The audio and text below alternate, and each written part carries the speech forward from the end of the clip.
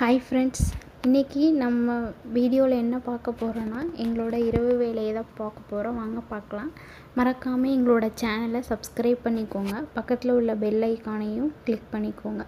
Small request, வீடியோவை ஃபுல்லாக skip பண்ணாமல் பாருங்கள்.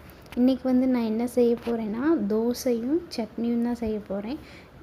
இதுதான் செய்யலான்னு நினச்சிட்டு இருந்தேன். எங்கள் வீட்டுக்கார் அதுக்கு இடையில அந்த தோசை மேலே சட்னி போட்டு கொடுப்பாங்களா, அந்த மாதிரி வேணும்னு கேட்டாங்களா. சரி, அதே சட்னியவே தோசையில் வச்சு கொடுத்துர்லாம் அப்படின்னு சொல்லிட்டு, எப்பயும் போல் நான் எப்படி சட்னி அரைப்பேன்னா பச்சையாக ஃபஸ்ட்டு அரைச்சிட்டு அப்புறமேட்டு தான் தாளிச்சு விடுவேன்.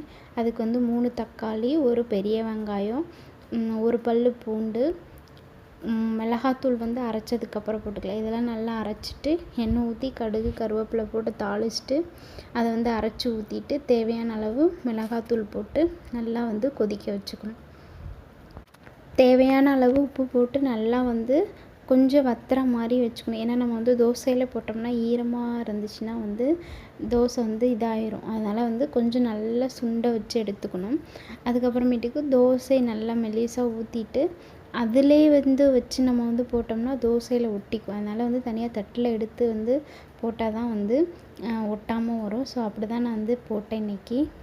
இந்த ரெசிபி எங்கள் அப்பா அடிக்கடி செஞ்சு கொடுப்பாரு. நான் சின்ன பிள்ளையாக இருக்கவும் சின்ன பிள்ளையாக இருக்கிறப்ப நல்லா செஞ்சு கொடுப்பாரு. இதுதான். ஸோ அந்த டேஸ்ட் ஒட்டிக்கிச்சு. எப்போயுமே இந்த சட்னி தான் அரைப்பேன்.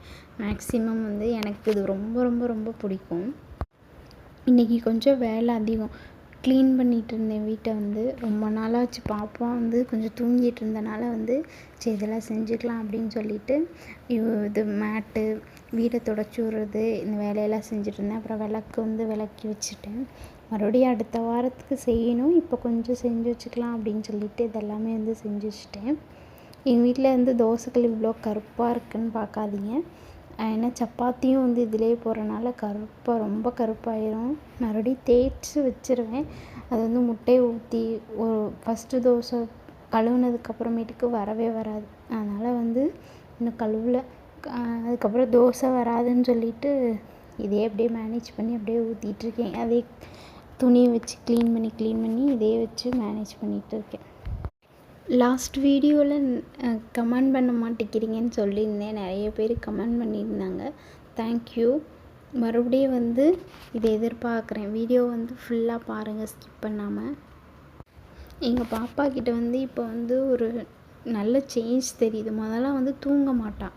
இப்போல்லாம் என்ன பண்ணுறான்னா நல்லா பால் குடிச்சிட்டு நல்லா ஒரு 3 மணி நேரம் 2 மணி நேரம் அந்த மாதிரி நல்லா தூங்க ஆரம்பிச்சதுனால எனக்கு கொஞ்சம் வேலை செய்கிறதுக்கு ஈஸியாக இருக்குது. இல்லைன்னா அழுதுகிட்டே இருப்பாள். ஒரு மாதிரி நெய்ன்னு அழுதுகிட்டே இருப்பாள்.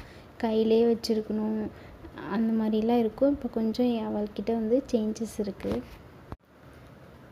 வீடியோ நானே தான் எடுத்துகிட்ருக்கேன்.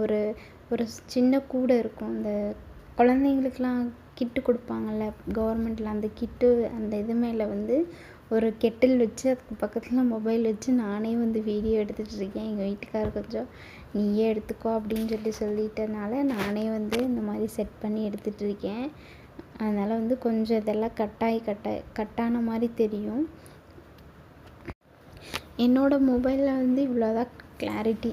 எங்கள் வீட்டுக்கார் மொபைலில் நல்லா கிளியராக இருக்கும். ஸோ அவர் ஃபோன் பார்த்துட்டு இருந்தனால கொடுக்கல. சரி நம்ம இப்படியே வீடியோ போட முடியாதுன்னு சொல்லிட்டு நானே என்னோடய மொபைலில் எடுக்க ஆரம்பிச்சிட்டேன். ரொம்ப நேரமாக வச்சு பார்த்தேன். ஃபோன் கீழே விழுந்துகிட்டே இருந்துச்சு. கடைசியாக எப்படியோ ஒன்று வச்சு ரெடி பண்ணிட்டேன். அப்போயும் சைடில் லைட்டாக அந்த பிங்க் கலர் தெரியும்.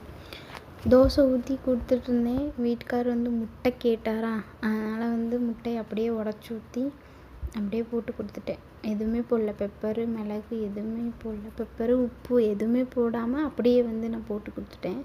எனக்கு ஆல்ரெடி வீடியோவில் சொல்லியிருக்கேன். எனக்கு ஃபஸ்ட்டு தோசை எப்போயுமே மொத்தமாக தான் வரும். அது இழுக்கிறப்பயே அப்படியே தோசைக்கல்ல ஒட்டிகிட்டே வரும். அதுக்கப்புறமேட்டுக்கு ஒரு 2 தோசை ஊற்றுனதுக்கப்புறம் தான் நல்லா மெலிசாக வரும். அவங்களுக்கு ஊற்றிட்டு அப்புறம் எனக்கு ஊற்றி வச்சுருவேன். ஒரு 3 தோசை ஊற்றி வச்சுட்டு கடைசியாக தான் நான் சாப்பிடுவேன். சாப்பிட்டு முடித்தோடனேயே பாத்திரம்லாம் எல்லாத்தையும் நல்லா விளக்கி வச்சுட்டு பால் பாப்பாவுக்கு காய்ச்சி வச்சுருவேன். கெட்டு போயிடும்னு சொல்லிட்டு தூங்குறதுக்கு முன்னாடி காய்ச்சி வச்சுருவேன். எங்கள் பாப்பா வந்து தூங்க வச்சுட்டு இப்போ கொஞ்சம் வந்து தூங்குறதுக்கு லேட் பண்ணுறான். 11 மணி 11:30 ஆயிடுது. அவளை வந்து தூங்க வச்சுட்டு அதுக்கப்புறமேட்டுக்கு கொஞ்சம் பசிக்கிற மாதிரி இருந்துச்சுன்னா 11 மணி ஆயிடுச்சு. 11 மணி வரைக்கும் முழிச்சிருக்கனால கொஞ்சம் லைட்டாக பசி எடுத்துருமா. அதனால் வந்து கொஞ்சம் பால் இல்லைன்னா ஹார்லிக்ஸ் ஏதாவது ஆற்றி நாங்கள் கொடுப்போம். இந்த வீடியோ பிடிச்சிருந்துச்சுன்னா லைக் பண்ணுங்கள்.